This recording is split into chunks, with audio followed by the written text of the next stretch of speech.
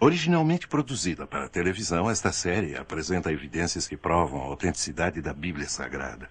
Dirigindo-se a ambos os lados da controvérsia, especialistas expressam pontos de vista não apoiados pelos produtores ou por Group Publishing. A seguir, cenas de outros programas de Segredos Milenares da Bíblia, série para colecionadores.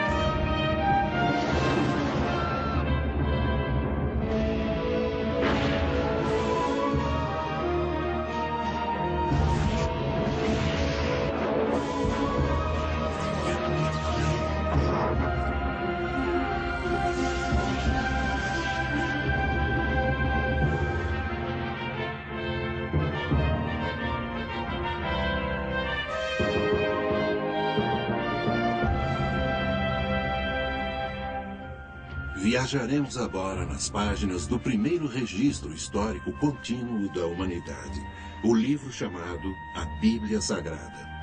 Vamos investigar algumas de suas histórias mais controvertidas e descobrir respostas para perguntas muito difíceis. Será a Bíblia um relato confiável de intervenções milagrosas que salvam as pessoas de um destino iminente e da destruição? Ou será meramente uma coleção de lendas e mitos, como afirmam alguns críticos modernos? Especialistas do mundo todo, tanto céticos quanto defensores da Bíblia, contribuíram para a discussão destas questões bíblicas que poderão chocá-los e surpreendê-los. A Arca de Noé. Houve uma inundação mundial? No topo de uma montanha na Turquia Oriental, escondido sob uma geleira, há um importante elo com o nosso passado distante. Relatórios dizem que é um barco de madeira de 5.000 anos de idade com estábulos e jaulas a bordo. A partir de testemunhos oculares, vocês descobrirão pela primeira vez a verdade por trás da antiga lenda da Arca de Noé. Vocês verão fotos incríveis e imagens de satélite nunca vistas, que fornecem incríveis e novas provas sobre o mistério que reside no topo do Monte Ararat. Vocês ouvirão relatos fascinantes de testemunhas oculares de pessoas que viram e fotografaram o antigo barco. Esse programa nos dará informações excitantes que irão clarear essas questões que têm intrigado historiadores e cientistas por milhares de anos. As antigas lendas poderiam ser verdadeiras? Essa é a Arca de Noé? Houve um dilúvio universal que cobriu a Terra inteira, como a Bíblia afirma? E como teria sido para Noé e sua família enfrentar a maior catástrofe que o mundo conheceu? Realmente aconteceu um grande dilúvio universal? Nesse caso, de onde veio a água e para onde ela foi? Admitindo-se que os fósseis de plantas e animais podem provar que houve uma inundação global que destruiu a humanidade na época de Noé, não seria lógico admitir que haveriam artefatos humanos nas camadas sedimentares ou nos depósitos de carvão representando essa civilização pré-diluviana? Se não conseguimos achar tais artefatos, então essencialmente a história do dilúvio de Noé é pura ficção. Onde estão as evidências desses artefatos humanos? Nossa busca pela Arca de Noé não pretende ser uma missão religiosa. Acima de tudo, essa é uma busca arqueológica para determinar se este antigo mistério é verdade ou fábula. Enfim, nossa busca é para encontrar a própria Arca. A Arca é provavelmente o artefato religioso mais conhecido e mais debatido do mundo. Pesquisadores e estudiosos da Arca levantaram muitas perguntas sérias e controvertidas sobre sua possível descoberta. Os avistamentos relatados da Arca no Monte Ararat, na Turquia, são delírios de fanáticos religiosos? São talvez apenas relatos de testemunhas oculares inocentemente enganadas? Nesse caso, como explicar a madeira e os artefatos antigos encontrados no alto dessa montanha árida? Durante muitos anos pensamos que as respostas finais a essas perguntas estavam perdidas no tempo.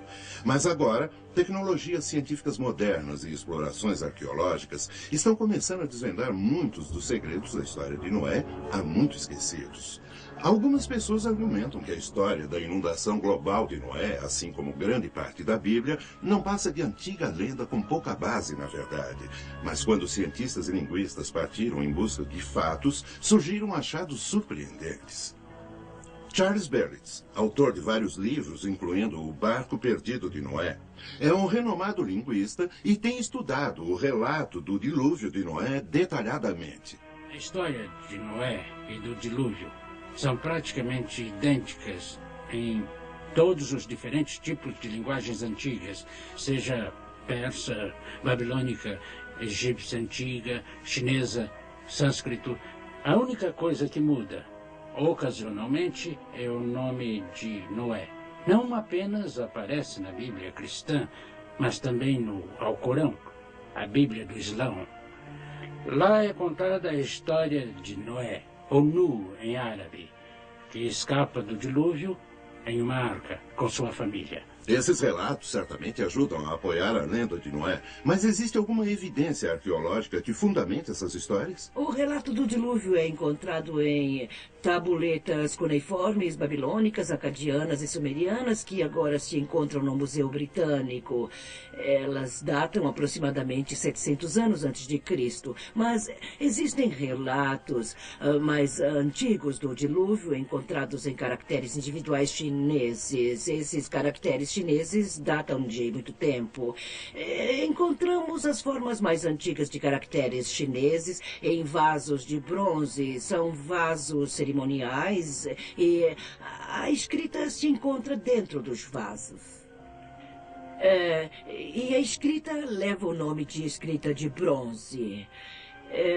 Esses vasos de bronze datam da época da dinastia Shang, cerca de 1700 antes de Cristo, apenas 600 anos depois do dilúvio. Um estudo das tradições universais e dilúvios revela que há mais de 200 relatos. Também descobriu-se que essas tradições são universais em sua distribuição e têm muitos elementos em comum. Encontramos evidências históricas tanto de Noé quanto do dilúvio.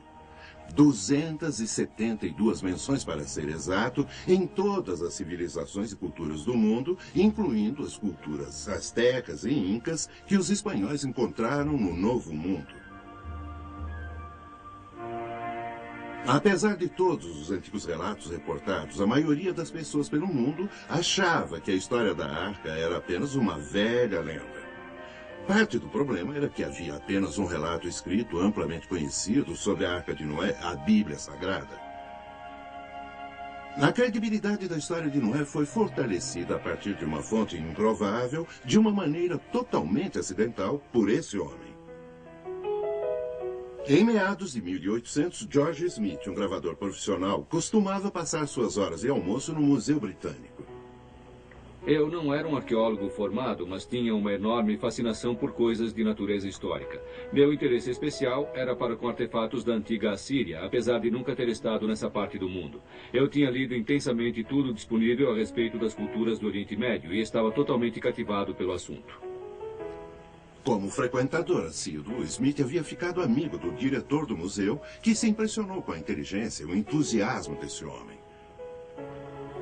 Foi oferecido a Smith um trabalho especial. Era preciso alguém que juntasse algumas das 25.000 tabuletas cuneiformes de argila desenterradas na antiga cidade de Nínive, datando do 6º século antes de Cristo. Os 10 anos seguintes de minha vida foram passados juntando essas antigas tabuletas de argila. Mas era mais do que um complicado quebra-cabeças. As inscrições daquelas tabuletas que eu traduzi provocaram um profundo efeito no mundo da arqueologia. Em 1872, após uma década de trabalho, Smith se deparou com um relato de um barco que sobreviveu a um grande dilúvio e repousou em uma montanha. De uma pomba que foi enviada e que não encontrou um lugar para pousar. A história contada nessas tabuletas, conhecida como Épico de Gilgamesh, coincidia exatamente com a história de Noé na Bíblia, sugerindo que o relato bíblico era bem mais do que uma ficção lendária. Os achados surpreendentes de Smith suscitaram muita curiosidade científica e reacenderam um enorme interesse público a respeito da Arca e sua possível descoberta.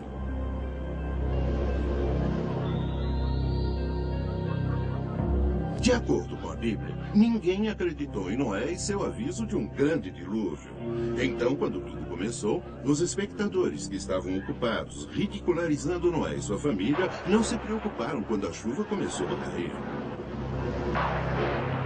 O aguaceiro foi muito além do que podiam ter imaginado.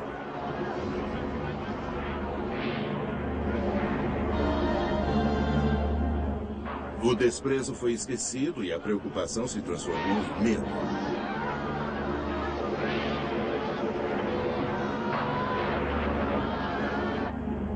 Mesmo entre os 8 a bordo, a incerteza crescia.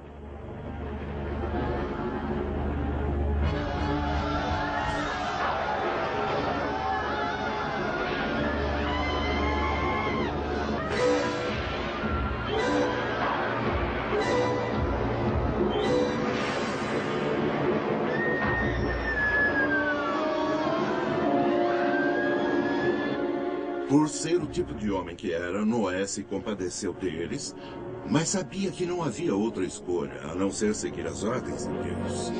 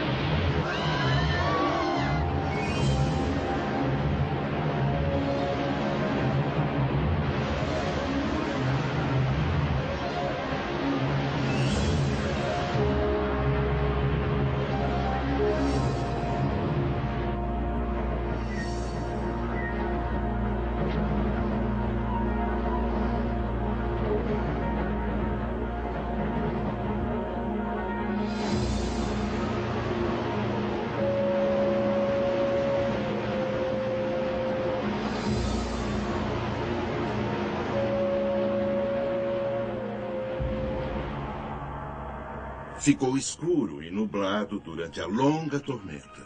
Então, o primeiro surgimento do sol foi uma revelação. O sol! Venham todos! Rápido! Estão vendo? A luz do sol! Está na hora de abrir o sertão.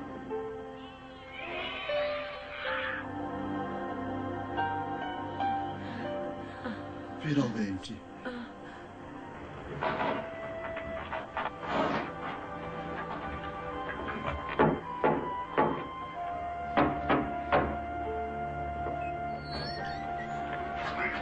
Incrível.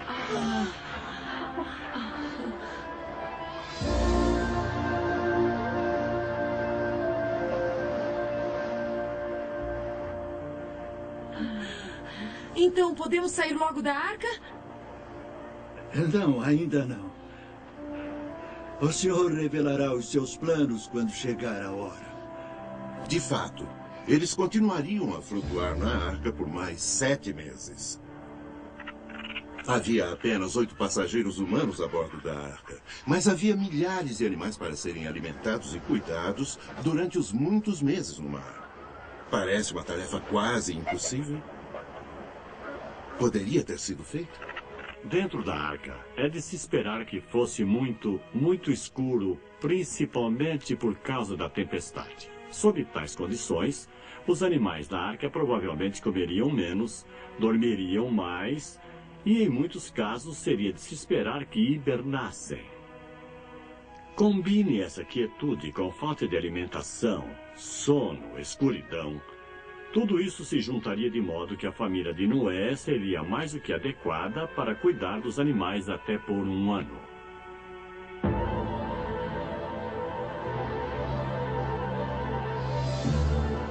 No Gênesis, lemos que as águas se ergueram e que todas as montanhas altas sob o firmamento inteiro ficaram cobertas.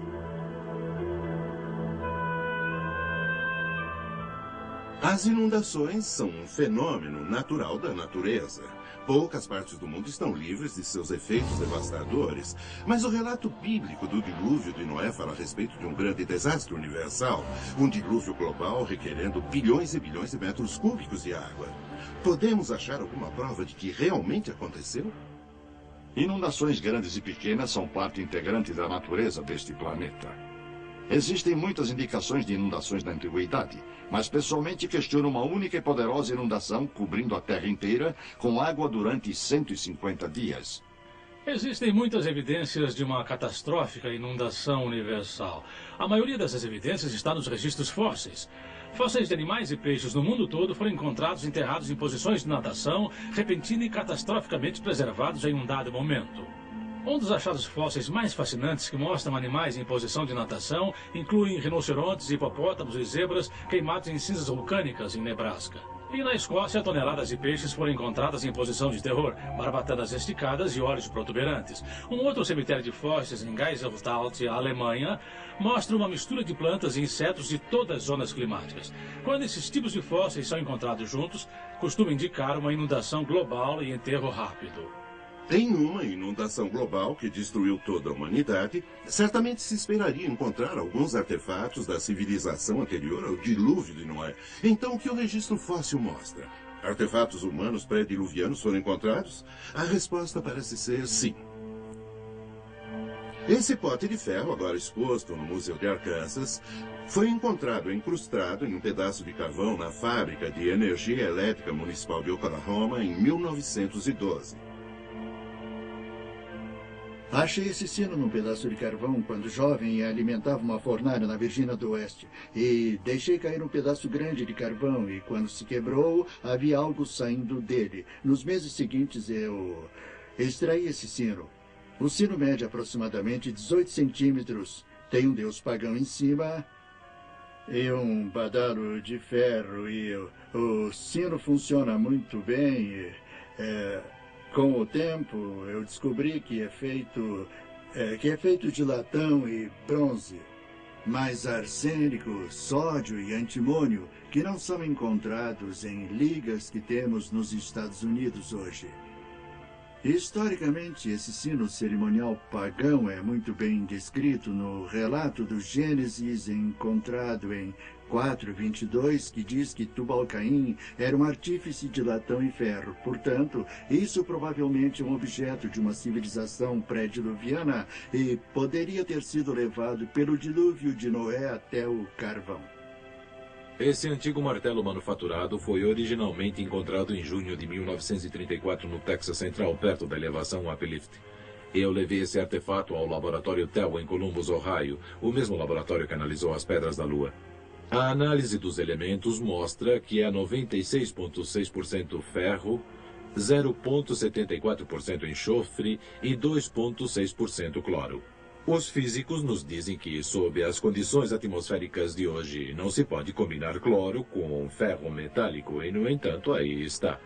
Pesquisas indicam que a atmosfera pré-diluviana é a única explicação plausível para o forjamento dessa liga metálica. Devido às condições pré-diluvianas da época de Noé, esse martelo foi forjado na geração de Tubal-Caim e Noé e depositado no dilúvio universal da época de Noé. E quanto ao próprio Monte Ararat, onde a Bíblia afirma que a arca pousou?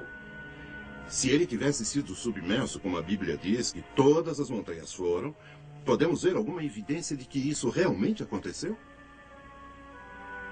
Notei duas coisas em particular no Monte Ararat, de um ponto de vista geológico, que indica que essa montanha vulcânica de 5.200 metros esteve embaixo d'água. Primeiro é a ocorrência em cima do Monte Ararat chamada de almofada de lava.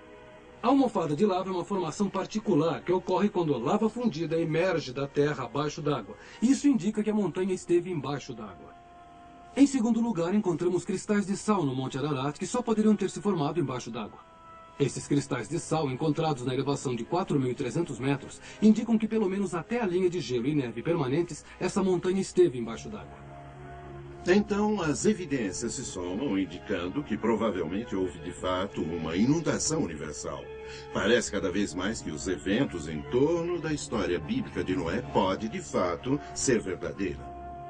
O devastador dilúvio universal de Noé, juntamente com os legendários 40 dias e 40 noites de chuva, é uma das histórias mais duradouras e dramáticas da Bíblia. Mas, ao aceitar essa história do dilúvio como verdadeira, nos deparamos com algumas perguntas muito difíceis. De onde veio toda aquela água? Como ela subiu e cobriu toda a massa de terra? E depois do dilúvio, para onde ela foi? Lembrem-se, não estamos falando aqui de uma pequena quantidade de água. A Bíblia diz que ela era suficiente para atingir 6 metros acima do pico da montanha mais alta. O primeiro capítulo do Gênesis descreve especificamente um firmamento ou atmosfera que Deus criou ao redor da Terra. Ao descrever as águas acima do firmamento, a Escritura sugere que nos momentos antes do dilúvio havia uma cobertura de vapor de água em volta da Terra. Algo como espessas nuvens de chuva que ajudavam a moderar a Terra e a proteger o seu clima. A ideia de uma camada de vapor de água ou cobertura envolvendo a Terra parece um tanto estranho, mas, de fato, coberturas são bem comuns entre os planetas do nosso sistema solar. Vênus, Júpiter e Saturno, todos têm uma cobertura de nuvens e envelopes gasosos espessos os envolvendo. Se a Terra tinha tal cobertura, quanta chuva ela poderia ter produzido? A cobertura de vapor teria precipitado no máximo 12 metros de água diretamente. Mais ainda, a água liberada por erupções vulcânicas durante o dilúvio teria mantido uma chuva pesada caindo durante 40 dias e noites, ficando mais leve à medida em que começou a existir nosso atual regime de tempo. Nossos especialistas indicaram que o grande dilúvio começou e a água veio de 3 lugares. Fontes subterrâneas jorrando, chuva vindo da cobertura acima e água dos oceanos existentes se derramando sobre a Terra.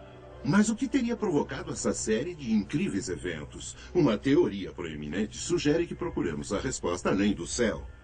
Ao observar as luas e planetas de nosso sistema solar, fica claro que muitos deles passaram por períodos de bombardeamentos pesados de meteoros. Mesmo na Terra, com seu alto grau de erosão, foram descobertos mais de 100 antigos locais de impacto.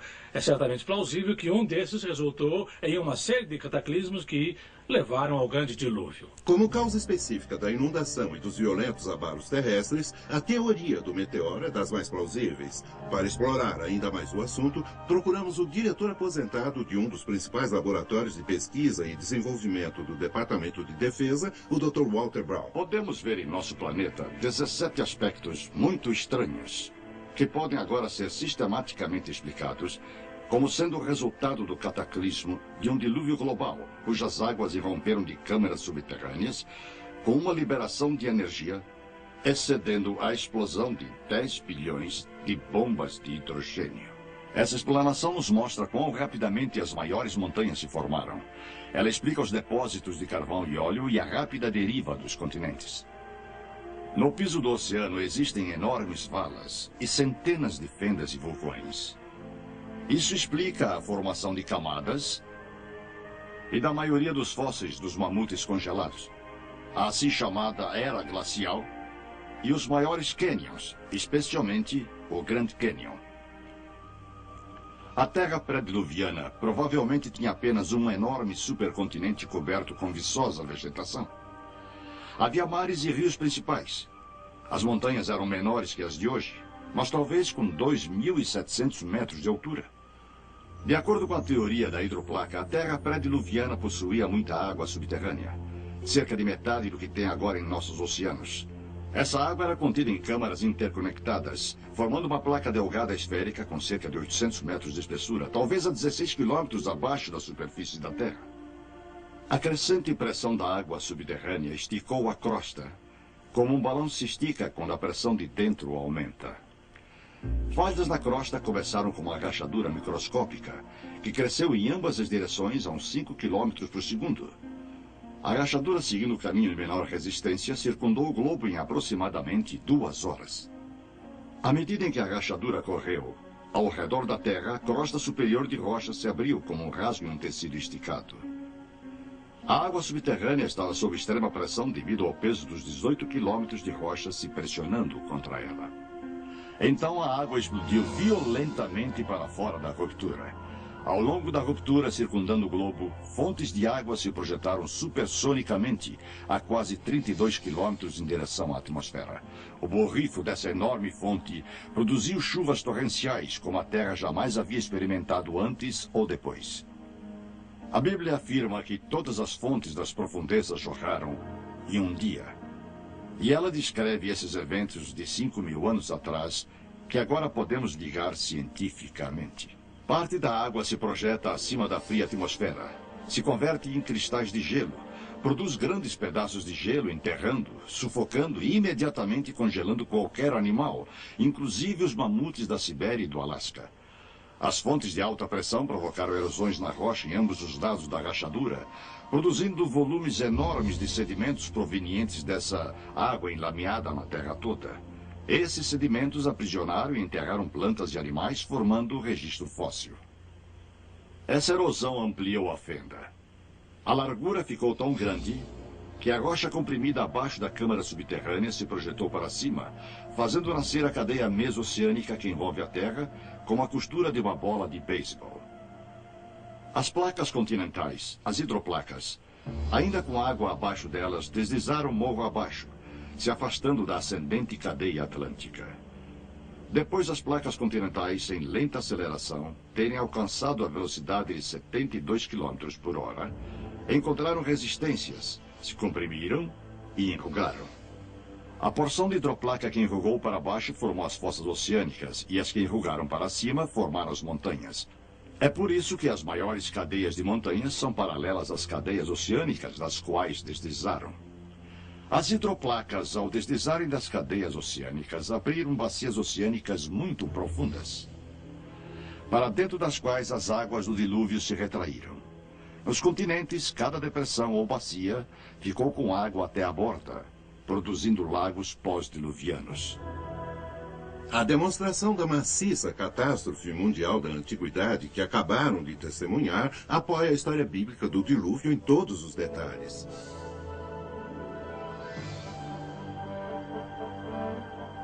Durante sua longa provação no mar, Noé e sua família tinham a sua fé, mas muito poucas respostas. Quanto tempo iria durar a inundação? Encontrariam terra antes de ficarem sem comida para si e para os animais? Se tiver terra lá fora, ela encontrará. Primeiro, Noé enviou um corvo para ver se havia terra seca em algum lugar. Mas o corvo apenas voou por ali, provavelmente se alimentando de fragmentos flutuantes.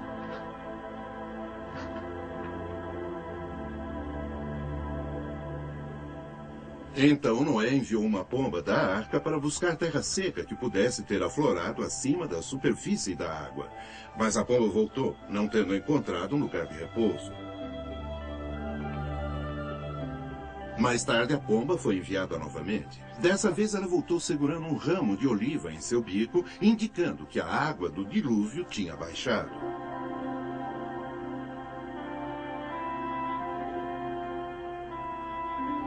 A arca ficou no mar durante longos meses, esperando que a tempestade parasse e as águas baixassem. Agora, 8 meses após o dilúvio começar, outros picos de montanhas descobertos começaram a ficar visíveis. Noé e sua família seguiram as ordens de Deus e continuaram a bordo da arca para sua segurança e a dos animais. Era seu único lar e abrigo. Foi no 10º mês que Noé subiu na parte mais alta da arca. Ele subiu no teto para poder ver em todas as direções de onde a arca tinha pousado. A paisagem deserta ainda mostrava a fúria da inundação devastadora. Ainda se passaram mais 6 dias antes de Noé achar seguro o bastante para sair da arca.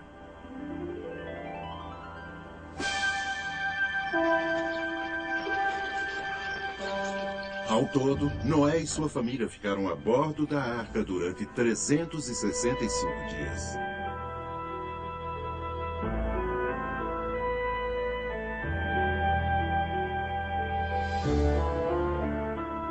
E E as criaturas da terra foram libertadas novamente.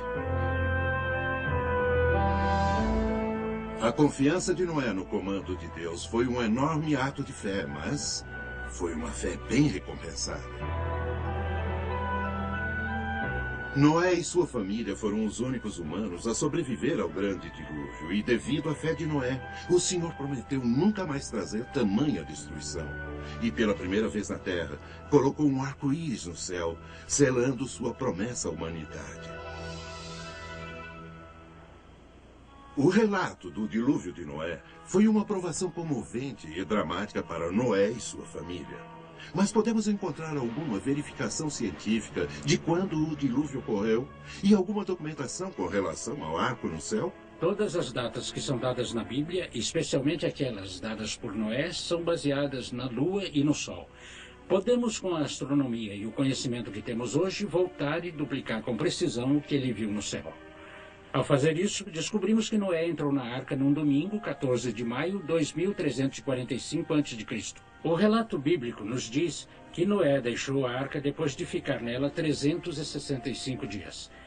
No segundo dia, depois de sair da arca, ele construiu um altar e um grande arco apareceu no céu.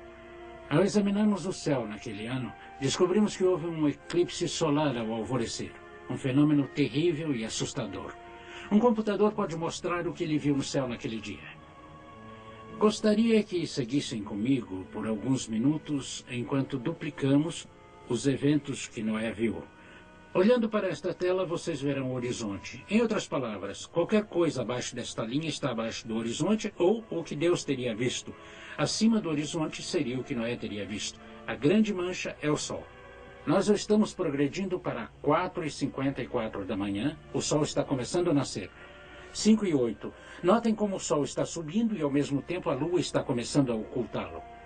Nós movemos para 5h22. Vocês veem como está começando a se formar um arco no céu? Um lindo arco? Então movemos para 5h30 da manhã. E temos um arco que está começando a desaparecer novamente. Mas isso teria sido muito mais espetacular, porque o Sol encurva os raios de luz ao se aproximar do horizonte.